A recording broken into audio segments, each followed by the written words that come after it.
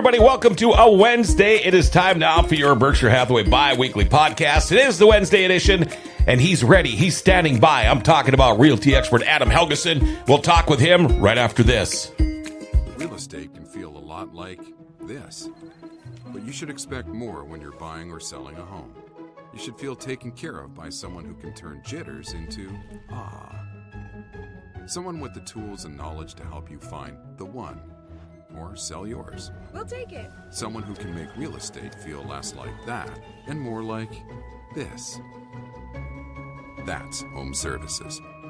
Berkshire Hathaway Home Services. He's back. Realty expert Adam Helgeson. Been a while, man. How are you? Oh, it's busy. Busy. You know, the last few of these Berkshire Hathaway bi-weekly podcasts, interest rates have been brought up a few times, more than a few times. You know, when people hear the word interest rate, all they're thinking about is what it's going to cost them to borrow money. But there is more to do with interest rates when it comes to buyers and sellers in the realty world, right?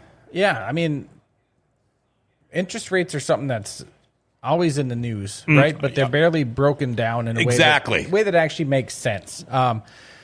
So how they affect buyers and sellers in North Dakota, interest rates are basically the cost of borrowing money. Sure, okay. So when they go up, your monthly mortgage payment goes up, right? But when you lock in a mortgage, right, that interest rate's locked. So if you're locked in at a low, let's say 5%, interest rates go up to 6%, right? Your payment's not going to go up. You're locked into that interest rate as long as you have a 30-year fixed rate mortgage, right? Some do like a 3-year ARM, which is an adjustable rate mortgage. So after 3 years, they can adjust, right?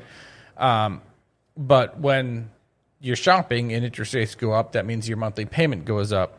But when they drop, borrowing gets cheaper. Because 1%, if it rises 1%, that can mean hundreds of dollars, it could, maybe even more. Yeah. Okay. I mean, for example, at a 4% rate, your monthly principal and interest payment on a $300,000 loan would be around $1,432. Okay. Now that's just your principal interest. That's not talking about your escrow. And that's at 4%. Okay. That's at 4%. Okay. Now if it jumps at 6%. That payment jumps up to $1,799. Wow. So it's a difference of $360 a month or $4,300 a year. Holy, yeah. That's just at 2 percentage points. Yep, and that's strictly interest. Yeah, right. So it's not like you're adding extra money to your payment. Now, the thing is, though, everyone's like, well, I'm going to wait for the rates to drop. Okay. But it's already a little competitive right now. Sure. Okay. So if rates drop, down to, let's say they drop to 4%, and now you get in a bidding war for that same house, end up paying $20,000 over asking because you're in a bidding war. Okay. Your loan for that same $300,000 house at $320,000 would be about $1,527. So yes, you pay more, but you're still saving $270 a month compared to buying the same house at $300,000 at 6% rate. Okay. Hopefully I didn't lose you there. Nope, you didn't. But the nice thing is if you buy now at 6% and you can negotiate that house price, right? You're saving $20,000 on the purchase price of the house. Sure. Okay? At a 6% rate instead of a 4%. But if rates do drop, you can always refinance your loan and drop to that lower rate. I have never heard of it where down the road the seller or the buyer goes back to the seller saying, "Hey, I would like to renegotiate the price I bought your house for." Yeah, I'd love to pay happen. more. Yeah. So yeah, I mean the interest rates do matter. So when people say rates are up, that really affects how much you can purchase, and it affects, how many buyers are in the market, because it's almost with the house prices going up and the interest rates a little higher, it's pricing people out of being able to buy a house. Right. Especially when they're looking, the FHA loans, the VA loans, that type of stuff. You need to have a certain quality of house to qualify for those types of loans. Right. And let's say a veteran comes in and he's only pre-approved for $250,000 and needs to use his VA loan. All right. Because the rates are higher. Trying to find a house in his price range now that meets VA qualifications is really tough. Sure. So that's how rates kind of affect. So buyers are being more cautious and they're shopping around more.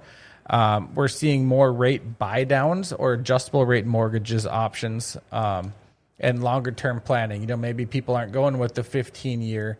They'll go with the 30-year. Yep. And then, make extra payments if they can. Sure. So anything extra you put down, you can put straight towards principal. Okay. So they say if you can make an extra mortgage payment a year, right? That's just one extra mortgage payment a year, strictly towards principal. The average is you will take 7 years off your loan. Wow. Is that on a 30-year then? That's on a 30-year. 7 years is a lot. That is. 7 times 12, that's a lot of mortgage payments right there. Especially in the beginning, because if you're using a conventional loan and you have that primary mortgage insurance, that PMI, that comes off once you hit 80%.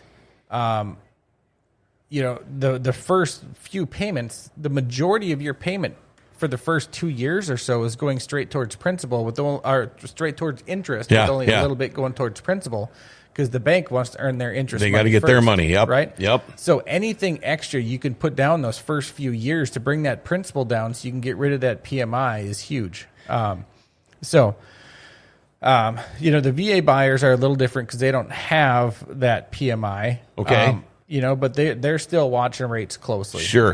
Now, what about the interest rates when it comes to how does it impact sellers then? And we talked about the buyers, but what about if you're trying to sell? When the rates are high, it brings the prices down a little bit because they kind of have to go with what they can afford. You know what I mean? Yep. It's not as competitive when rates are low. Like during COVID, it was a feeding frenzy. So we're not going to have the bidding wars like we did back in 2021 and around there. And in Grand Forks, in certain price points, even with the rates high, we are still having multiple offer situations. You know what I mean? In certain price points. But I noticed some of the higher end homes, like 650 to 700 plus, are really slowing down right now because of those rates. Okay. And two, it's affecting sellers because not as many people are selling. They're locked in at those lower rates, right? So when rates are lower, people are more willing to sell their house and buy something different to downsize or whatever. But right now, when rates are higher, these people that are locked in are 4% or less are like, why would I sell right now to buy something smaller and pay more? It doesn't make sense. Sure. Right? So pricing is more sensitive right now. Like 2021, like I said, you could just toss out a number and it was a bidding war. So buyers are factoring in a lot more monthly costs, not just list price. So right. They're researching, the utility costs. They're researching, all sorts of different things that could affect their budget going into this house purchase. Now, what about people looking to buy right now? Any tips from you, the realty expert, on navigating some of these higher rates and costs? Well, you can pair banks against each other, right? Okay. Shopping for a lender is just like shopping for a car. So okay. Once you apply for that mortgage, you have 45 days to shop around, and it won't affect your credit score like hard hits. Yep. Okay? Yep. When you're shopping lenders, don't strictly look at the rate, okay? Some people will be like, oh, they're offering me a better rate. Okay, they are, but how much are your closing costs? Sure. Because you may be paying an extra $4,000 or $5,000 in closing costs to buy down that rate. Mm-hmm. You know what I mean? Mm-hmm. So they're playing the shell game and moving numbers around to, you know what I mean? Yeah, make it look like kind of like better. a salary cap on a professional sports team. Yeah, yep. Yeah, they're just, it's a shell game. So I always recommend going with local lenders, right? Sure. These online lenders, they don't care as much as the local lenders do. Right. They're keeping it local. I mean, yeah. So get pre-approved early.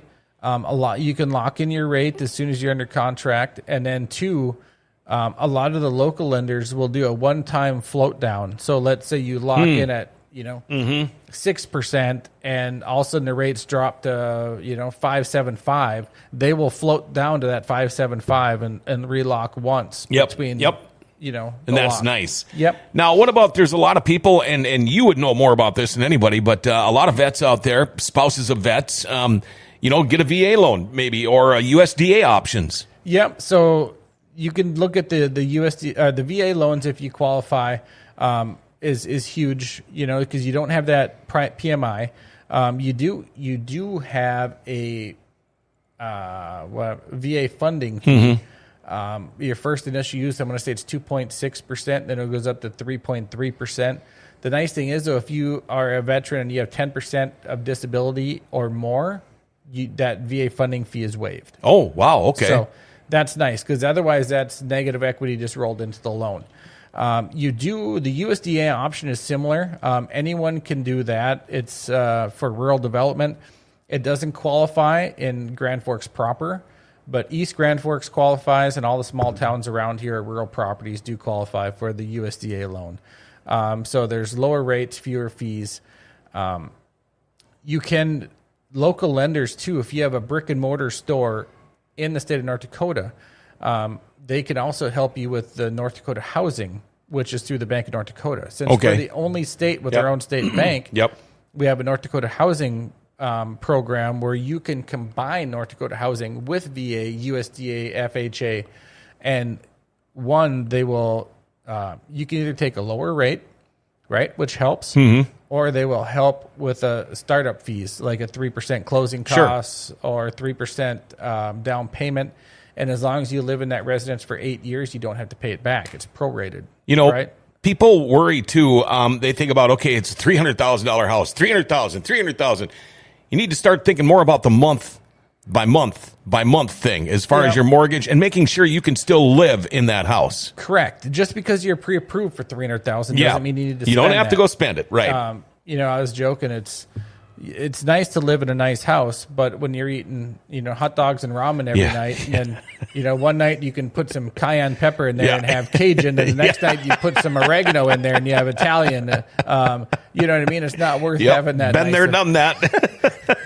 That nice house is sitting on the floor eating your ramen. Like, wow, this is a nice house. Right? Yep. It's not worth it. So, there's other rate buy downs and stuff too you can do where the seller will. Ultimately, it's like you're asking for closing cost assistance, but what they're doing is the seller is paying for a rate buy down. It's like a 2-1 buy down. So the first year of your mortgage, it's lower, and then the next year it goes a little higher, and then the third year it goes to normal. And you have to get pre-approved for the normal rate. The only thing I don't like about that is a lot of Americans, right, they forget. Yeah. So they get that 2-1 buy down, and 6 months into their house purchase, like, oh, we can afford this. We get extra money. Then they go buy a new car, right? And now the next year their payment goes up again. Goes back up again. And they're like, oh, man, money's getting a little tight. But we're still good. Then they do something else. Now the next year goes to full price, and now they're like, oh, damn, we can't afford this. And now we have a nice house, a nice car, and we're eating ramen again. Exactly. And then the taxes go up. And So you just have to be careful with that and, know what you're getting into. And then, you got the ball rolling now. You're ready to sell, and you need to stage well. You need to market, which you guys are great at doing. You want that listing to stand out because there's a lot of other ones out there. Correct. A lot of agents compete with other agents. I don't believe in that, right? Agents, we all work together. The houses are competing against other houses. So, sure. Part of the thing with staging and whatever is finding what makes that house unique and marketing that and getting that out there. So, rates will always rise and fall. So it's just part of the cycle. But real estate doesn't stop. Everyone keeps moving. There's people coming in from the base. There's people leaving. So the key to navigating this is just knowing how to play the market you're in. You got to be a player. Yes. So, and you're like the guy. I mean, whether it be buying, selling, refinancing, that's why they get a hold of a real estate expert. It's a good thing to do. Yes, for sale by owners, I've dealt with a lot of them. They think they're saving money with the agent fees, and then they end up selling their house for less than it's worth. And then they talk about all the headaches that they went through during the whole process too. Yeah, but they still hate agents. Yeah, so it's yeah. like, okay. So Wow. How does somebody get a hold of you, realty expert Adam Helgeson? the best way is my cell phone, which is 701-317-1750. You can check out my website, homesbyhelgeson.com, or call any of us real estate experts at Berkshire Hathaway at 701-746-0303. All right, man. It's good seeing you again. Yeah, see you And Friday. we'll see you Friday. All right, there you go. That is your Berkshire Hathaway bi-weekly podcast, your Wednesday edition with realty expert Adam Helgeson. He'll be back again Friday morning at 10. Until then, have yourself a wonderful day.